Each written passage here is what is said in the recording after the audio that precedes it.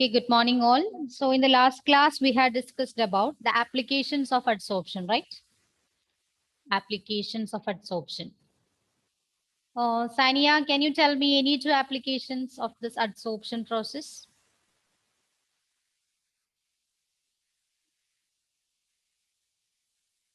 We can't hear you. What about others? Okay. Punya, can you tell me? Sania, can you please check your device? Okay, Punya. Yeah. It's used in curing diseases and Yes. controlling humidity. Okay.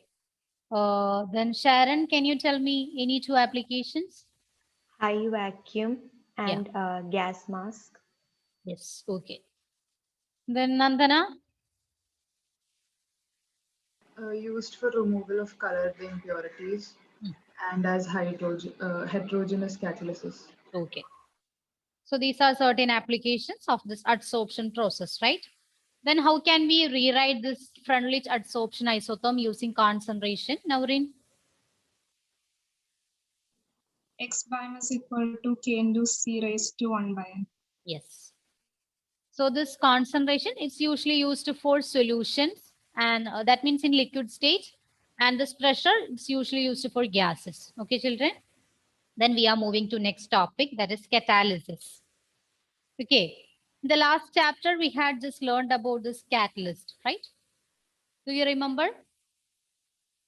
Aditya, what do you mean by catalyst? Yeah, the substance that enhances the rate of reaction without undergoing any permanent chemical change, right? So here we are going to learn certain reactions in which this catalyst is involved. Such reactions are known as catalytic reactions or catalysis. That phenomenon is known as catalysis. Okay, so write down the heading catalysis. The substance that alters the rate of chemical reaction and itself remains chemically unchanged. This is called a catalyst and the phenomenon is known as catalysis. Mom, Yeah. mom, in the last class you told that you will show the slide about Okay. applications. I will show it once. This one, right? Yes, mom. Okay.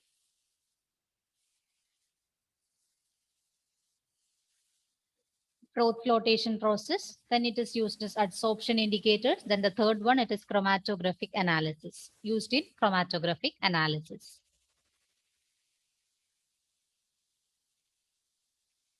Froth flotation, it's a separation technique, usually used for the separation of sulfide ores. Okay, silica and other earthy matter are considered as the impurities in the sulfide ore, and it is removed using certain frothing agent. Okay, pine oil and frothing agent is used to remove such silica and other earthy impurities from this sulfide ores. So here the same adsorption process take place. And this impurities, it will always remains in the top of this liquid and we can skim off that layer. That's it. And next one, adsorption indicators. That means it can be used as certain indicators to show its endpoint. Okay. Surfaces of certain precipitates, silver halides have the property of its adsorbing some dyes like eosine, fluorescein, etc. and thereby producing a characteristic color at the endpoint. And the third one is chromatographic analysis. Chromatographic analysis based on the phenomenon of adsorption finds a number of applications in analytical and industrial fields. Do you remember that chromatographic process? We are using a thin sheet of filter paper like this. Then we just draw a line below the bottom. Near to the bottom, approximately 3 centimeter from the bottom. And we just put a drop of ink here. And we place this filter paper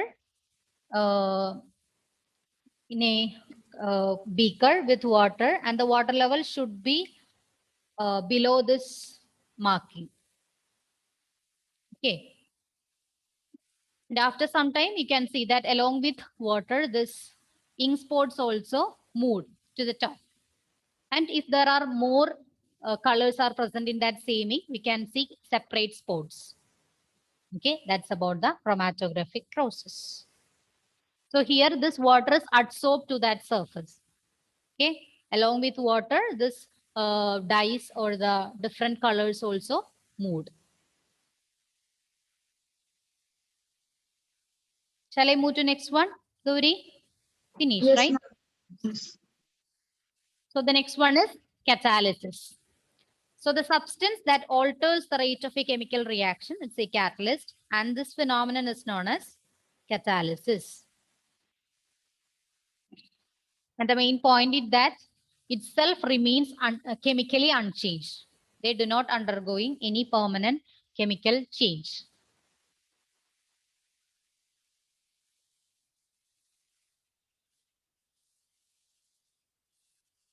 And the scientist Berzelius, okay, Berzelius, he suggested this name catalyst for the substance. He conducted several experiments related to the foreign substances and he suggested this name catalyst for the substance that increases the rate of reaction without undergoing any permanent chemical change.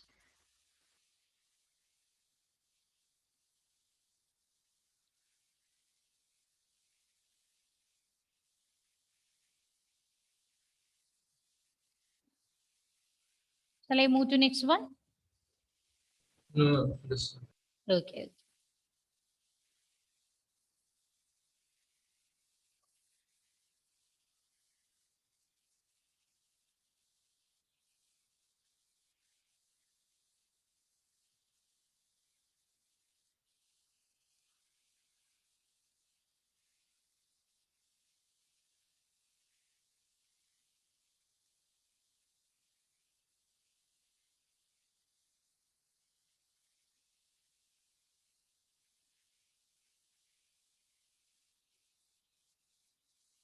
Finish, right?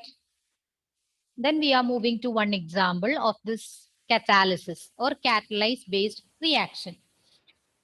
I think the same reaction that we have learned in the previous chapter also. Potassium chloride, when heated strongly, decomposes to give dioxygen, which occurs in the temperature range of 653 to 873 Kelvin. That's in the absence of catalyst, okay?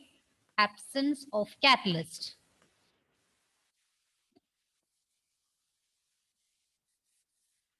Look at the temperature. It should in the range of 653 to 873 Kelvin. Okay, potassium chloride, when heated strongly, just decompose to give dioxygen, which occurs in the temperature range of 653 to 873 Kelvin. And this is the chemical reaction. Potassium chloride dissociate to KCl and dioxygen. But when a little manganese oxide is added, that means MnO2 is added, decomposition take place at lower temperature range 473 to 633 Kelvin. And even the rate of this process is accelerated. That means rate is also increased. So here this manganese dioxide or MnO2, it acts as a catalyst in this chemical reaction. MnO2. We always write this catalyst above or below this arrow. Okay. If it is a catalyzed based reaction or catalysis reactions, you should represent the catalyst just above or below the arrow. And look at the temperature difference here. Without catalyst, it takes place in 653 to 873 Kelvin, right? Now the temperature is reduced to 473 to 633 Kelvin and the rate of the process is also accelerated. That means rate is also increased. So this is an example for catalyzed based reaction or catalysis. And which one is the catalyst used here? Manganese. Yeah, manganese dioxide, MnO2. And even a small amount of this catalyst can able to alter the rate of reaction. Okay.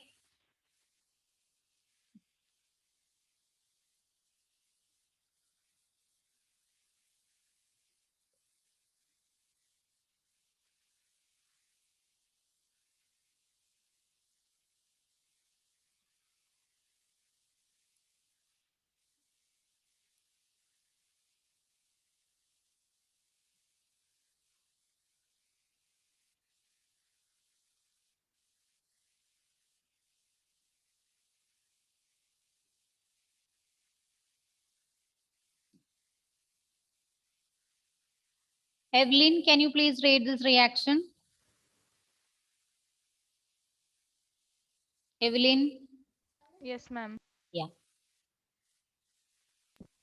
Example, potassium chlorate when heated strongly decomposes to give dioxygen, which occur in the temperature range of 653 to 873 Kelvin in the absence of catalyst.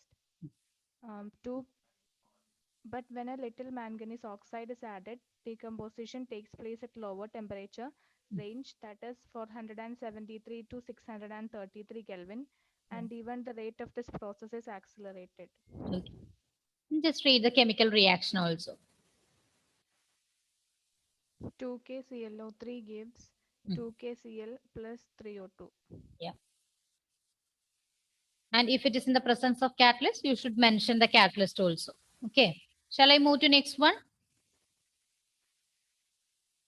Yes, right. Then there are two types of substances that related to this catalysis. Okay. Its name is promoters and poisons. Okay. Promoters and poisons. All of you, please switch on your videos.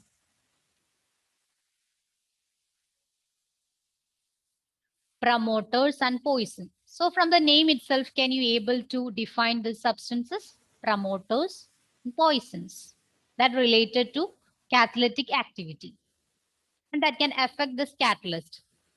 So Rijas, can you define promoter? What's the function of promoter in the catalyst? Yeah. Catalyst is increase the rate of reaction. Yeah. Yeah, catalytic activity increases by the use of promoters. Then what about poisons? Anna, poisons.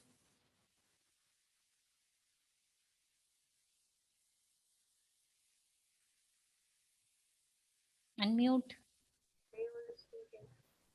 Yeah. Promoters promotes, okay, increases the activity of catalyst. What about poisons? They reduce. They won't help. Reduce. Yes, they reduces the activity of catalyst. Okay, so these are the two different substances that related to this catalysis. Catalysis or the action of catalyst. Promoters and poisons. Promoters are substances that enhance the activity of a catalyst. Promoters are substances that enhance the activity of a catalyst, while poisons decrease the activity of a catalyst. Promoters are substances that enhance the activity of a catalyst, while poisons decrease the activity of a catalyst. And here one example for this promoter. For example, in Haber's process, that's the manufacture of ammonia. Okay, industrial preparation of ammonia, it is known as Haber process or Haber's process. So in Haber's process, for the manufacture of ammonia, molybdenum acts as a promoter for iron, which is used as a catalyst. So here iron is used as a catalyst and this molybdenum acts as a promoter. That means molybdenum can able to increase the activity of this catalyst iron. And this is the chemical reaction. In this chemical reaction, both this promoter and the catalyst is represented. Fe, that's in solid state, it's the catalyst, and molybdenum MO, that's the promoter.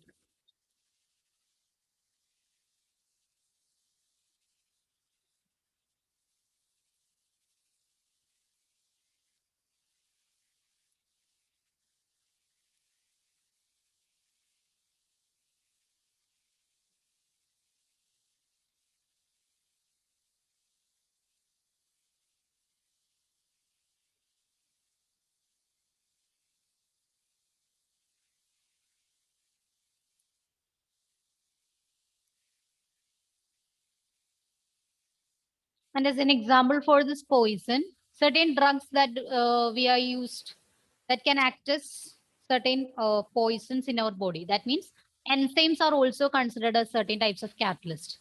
Okay, enzymes are also considered as certain types of catalyst. And certain drugs can able to act as poisons in our body. That means they can prohibit the action of enzymes.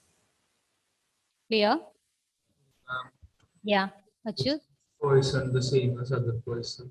No, the substances that decreases the activity of catalyst. That's it. Okay. So this enzyme, it is also considered as one catalyst in our body that can able to increase the rate of reaction. Okay. So certain drugs that we are consume, it will prohibit this action of enzymes.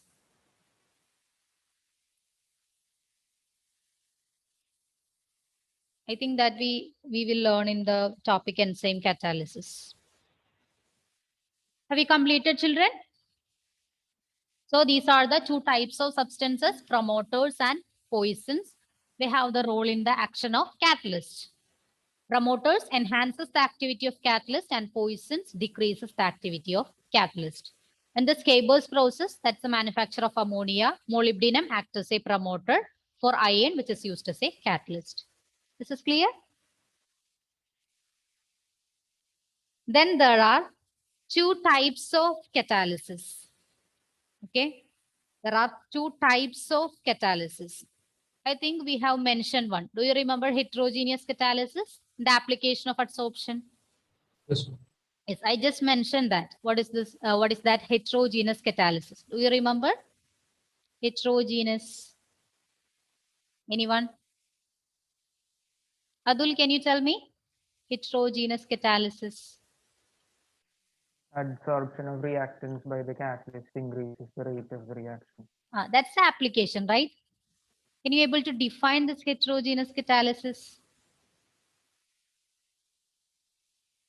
No. What about its phases? Phases of reactants and catalyst. Is it same or different? Heterogeneous. Different phases. Yeah, different phases. That's the same point here. Two types of catalysis. First one is homogeneous catalysis. Okay, homogeneous catalysis. Homogeneous means uniform, right? Uniform. So here, both the reactants and catalyst are in same phase. Both the reactants and catalyst are in same phase. What do you mean by phase? Which are the different phases? Which are the different phases, children? Dia, which are the different phases? Solid, liquid, or gas. Yeah, solid, liquid, and gas, right? So the reactants and catalyst are in same phase. It belongs to homogeneous catalysis. If the reactants and the catalyst are in solid state, that is considered as homogeneous catalysis. So here is one example for this homogeneous catalysis. Oxidation of sulfur dioxide into sulfur trioxide with dioxygen in the presence of oxides of nitrogen as the catalyst. It's in the lead chamber process. Okay. And look at this chemical reaction. All these reactants and catalysts are in same phase, right? All are in gaseous state. So this is considered as one example for homogeneous catalysis. Oxidation of sulfur dioxide. Oxidation means just the addition of oxygen, right? So here sulfur dioxide reacts with oxygen to form sulfur trioxide. And this nitrogen oxide, nitrogen dioxide, that is considered as the catalyst in this reaction. Okay. And this catalyst and both the reactants are in same phase with catalyst. They are in gaseous state. So this is considered as an example for homogeneous catalysis.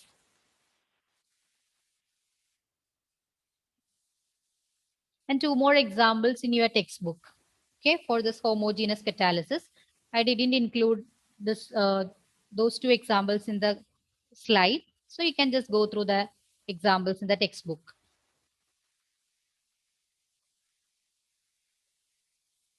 Oxidation of sulfur dioxide into sulfur trioxide with dioxygen in the presence of oxides of nitrogen.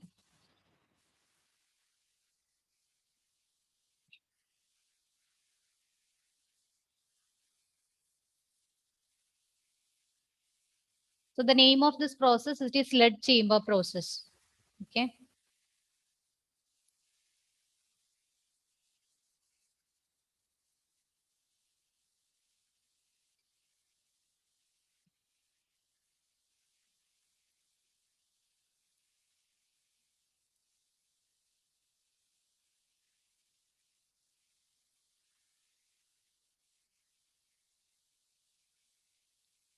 Finished, right?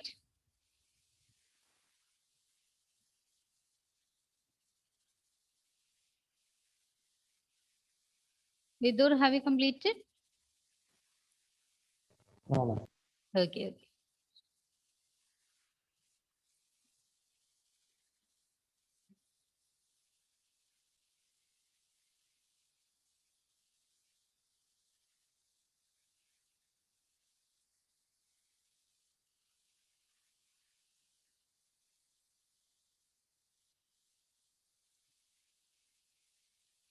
Finish, right? Yes, ma'am. Okay. Then we are moving to heterogeneous catalysis. Heterogeneous catalysis. When both the reactants and catalyst are in different phases. When both reactants and catalyst are in different phases, it is considered as heterogeneous catalysis. And the example, oxidation of sulfur dioxide into sulfur trioxide, the same chemical reaction, but here the catalyst that's in the presence of platinum. Okay, that's in the presence of platinum. 2 sulfur dioxide, that's in gaseous state, to sulfur trioxide. And here this platinum, that's the catalyst. And look at the phases of this catalyst and reactants. Here the catalyst is in solid state and the reactant is in gaseous state. So they belongs to different phases. So it is considered as an heterogeneous catalysis.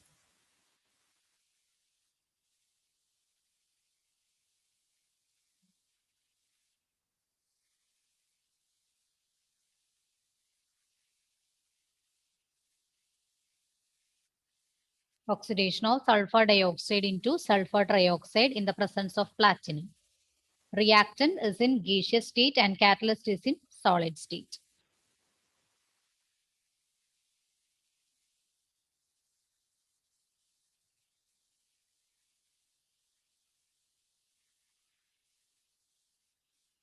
And we have learned 2 examples there in the application itself. Do you remember? The applications of adsorption, we have mentioned this point, heterogeneous catalysis, and we have learned 2 examples there. Can you tell me, children? Steffi, can you tell me? Which are the other 2 examples? Ma'am, applications, that class I wasn't there. Okay, Nandana, can you tell me? Which are the other? Manufacture of sulfuric acid and nickel use in hydrogenation of oils. Yeah, other one is Haber process, right? Iron in Haber process. Iron acts as catalyst in Haber process. That's the manufacture of ammonia. Next one is nickel in hydrogenation of oils.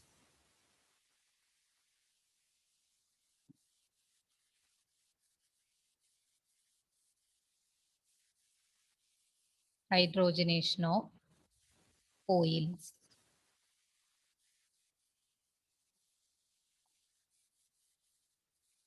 So in the first one, Haber process, nitrogen and hydrogen are the reactants. They are in gaseous state and iron is in solid state.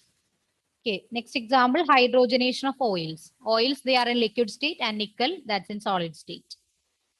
So this belongs to the category of heterogeneous catalysis. Reactants and the catalyst are in different phases. And one more example in your textbook, that is Ostwald process. Oxidation of ammonia into nitric oxide. All of you just go through the examples in the textbook also. Okay, after the class.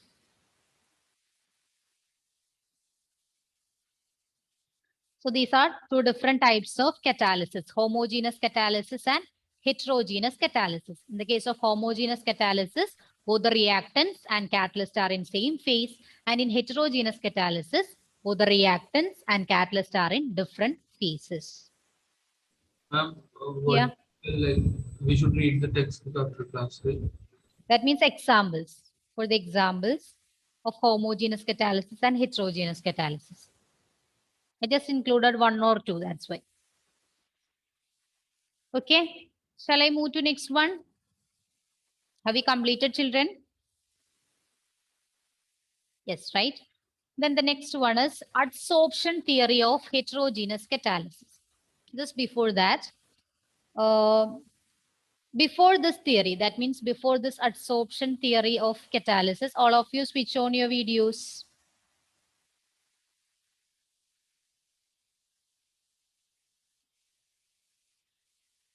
Yeah, before this theory, there was one old theory. That's also known as adsorption theory. Just the substance is adsorbed to the surface, and no such more details are not included in that theory. So this modern theory is just a combination of old adsorption theory and intermediate compound formation theory. Okay, the modern theory is a combination of old adsorption theory and intermediate compound formation theory. Just write down this point.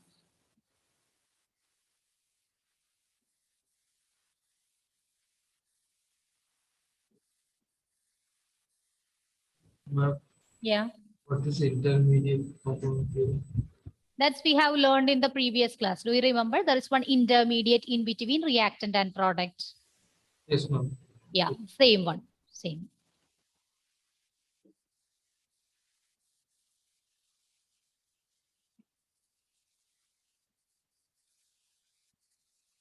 Modern theory, it's a combination of old adsorption theory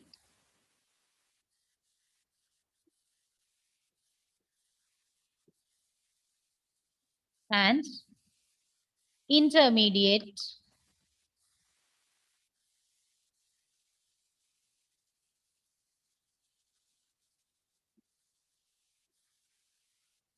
compound formation theory.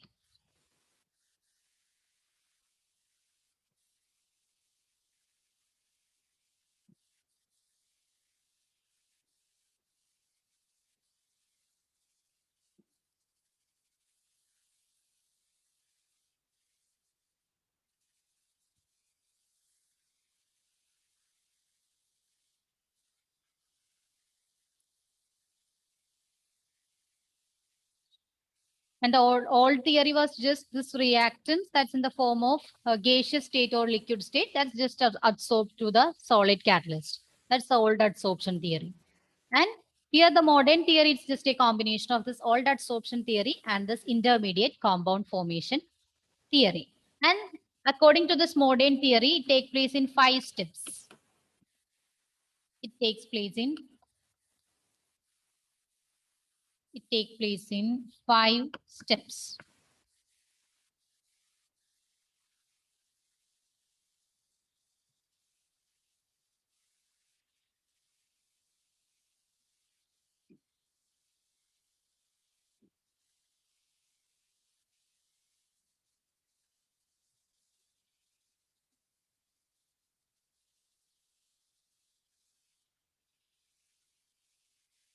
Shall I move to the steps?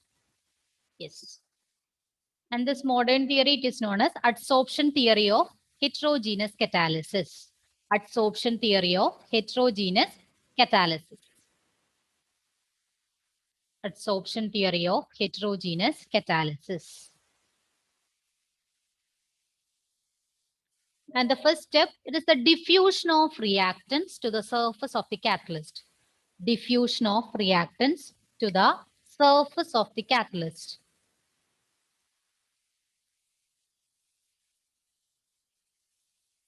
That means the reactants will reach near to the catalyst. That's it. And in the second step, adsorption of reactant molecules on the surface of catalyst. This reactant molecule, it is just adsorbed on the surface of catalyst. Reactant molecules adsorbed on the surface of the catalyst.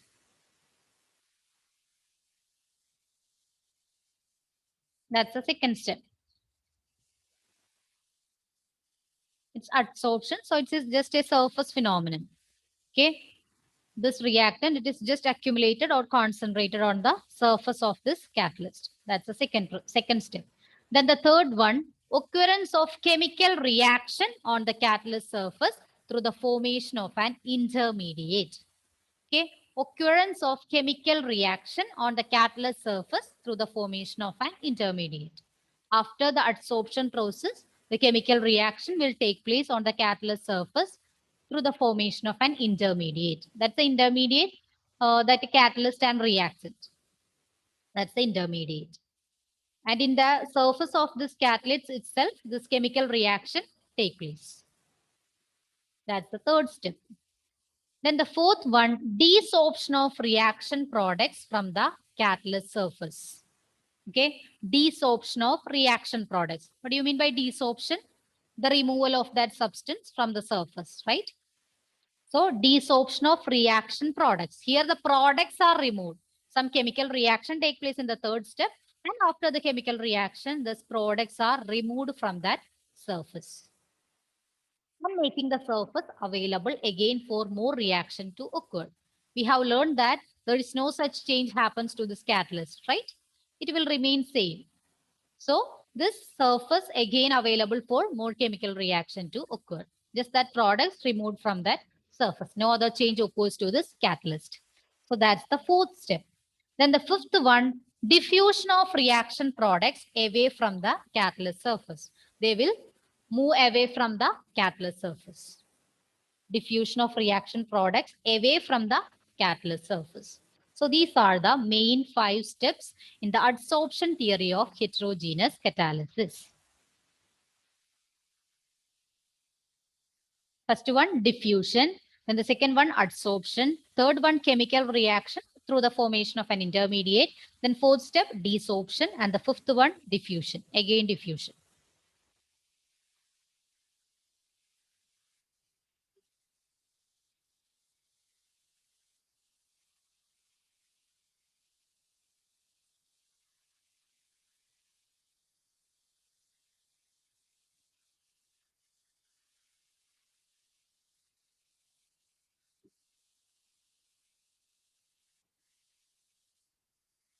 Srihari, Yes, can you ma'am. please read the steps of theory of this heterogeneous catalysis, adsorption theory? Diffusion of reactants into the surface of the catalyst. Yeah. Adsorption of reactant molecules on the surface of catalyst. Occurrence of chemical reaction on catalyst surface through formation of an intermediate.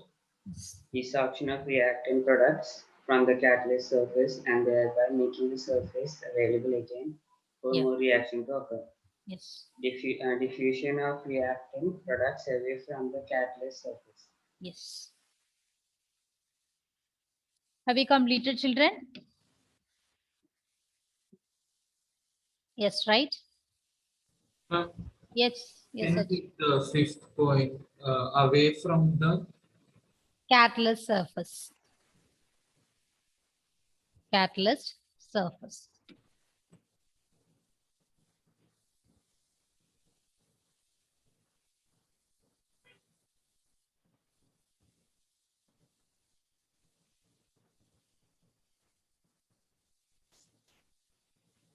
Finish, right? Then this is just the image of this adsorption theory of heterogeneous catalysis. Okay. So here you can see the reactants A plus B, and this is considered as the catalyst surface. Okay, having free valencies.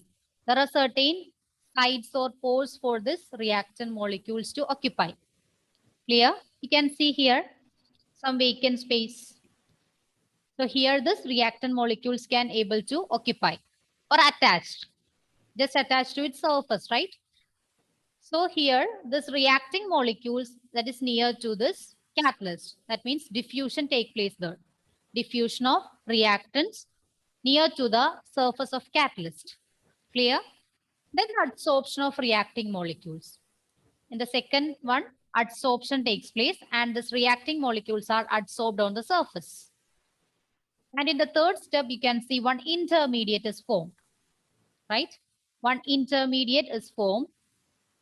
It includes this both reactants and catalyst. Next step, and here the chemical reaction also take place, okay? Through the formation of an intermediate, the chemical reaction also take place. Then the desorption of product molecules. Desorption of product molecules. That means the removal of this product from the surface. So here the product and catalyst is separated. After this, again, diffusion of products away from the catalyst surface. So these are the different steps taken place in adsorption theory of heterogeneous catalysis. So if you are able to draw this figure, just draw a rough figure there.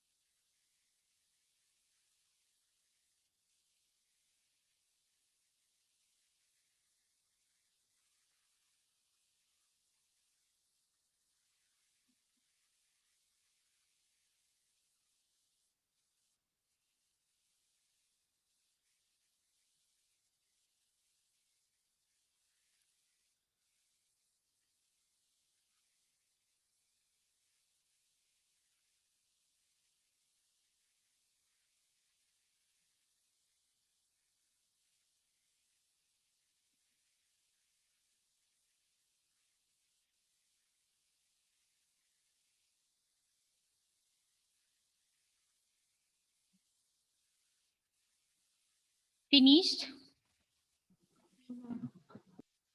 No. I think you can complete it after the class. It's in the textbook itself. Okay. Then two more points in this topic. That's the important features of solid catalyst. Okay. Important features of solid catalyst. First one is activity. Two important features of solid catalyst. First one is activity. Activity of a catalyst, it refers to the capacity of the catalyst to increase the speed of chemical reaction. Activity means the capacity of the catalyst to increase the speed or rate of chemical reaction. And this activity, it will depend upon the extent of chemisorption. Extent of chemisorption. How much they can able to conduct this chemisorption. So this activity just depend upon the extent of chemisorption. For example, for hydrogenation reaction. What do you mean by hydrogenation reaction? Adding hydrogen. Yes, addition of hydrogen. So for hydrogenation reaction, the catalytic activity increases from group 5 to group 11 metals. We already know that certain metals can able to act as catalyst, right? This nickel, iron, molybdenum, etc. So this catalytic activity for this hydrogenation reaction, it increases from group 5 to group 11 metals. And maximum activity being shown by the groups 7 to 9 elements. Okay, one example is here. 2H2 plus O2. That means hydrogen is added to oxygen to form for the formation of water. So here this platinum, it acts as a catalyst.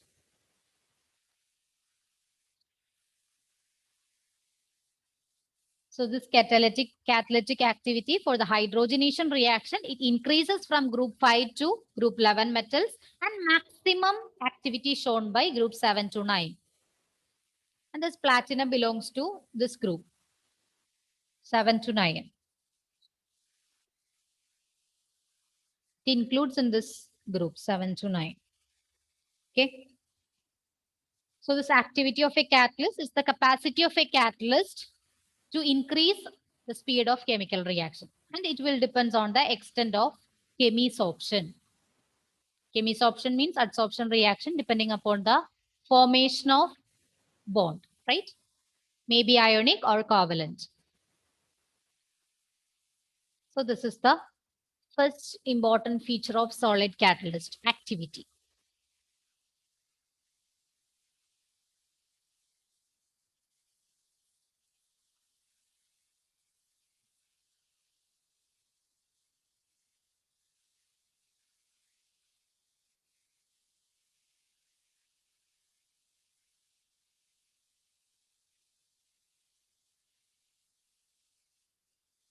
We completed.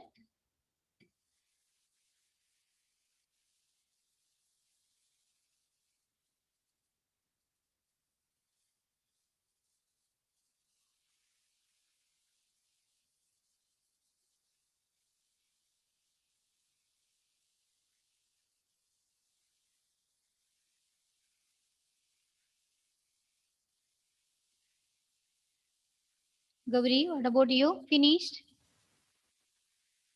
Yes, ma'am. Okay. Then the second one is selectivity. Second one is known as selectivity. So the selectivity of a catalyst is its ability to direct a reaction to yield a product. Okay. It's its ability to direct a reaction to yield a product. Look at these examples. Here, the reactants are same, right? Carbon monoxide and hydrogen. In all cases, the reactants are same. But there is change in the catalyst. First case, it is nickel, and it can able to produce methane and water, right? Methane and water. Then the second one catalyst is copper or zinc oxide in the presence of chromium oxide, Cr2O3. So here the product is methanol. Methanol, okay. And in the third one, we use copper. Okay, we use copper as catalyst, and here the product is formaldehyde, or otherwise known as methanol. Okay, here it is methanol, or otherwise known as formaldehyde. This one is methanol, OH group. OH group is alcoholic group, and CHO group, that is aldehyde group. Okay. So depending upon the catalyst present in the chemical reaction, the products obtained will be different. So starting with H2 and CO and using different catalysts, we get different products. So that's the selectivity of a catalyst. Selectivity of a catalyst is its ability to direct a reaction to yield a product. Okay. I think now it's time, right? Yeah, then I will share the screen once again in the next class. Okay, children? Just wait. Let me take your attendance.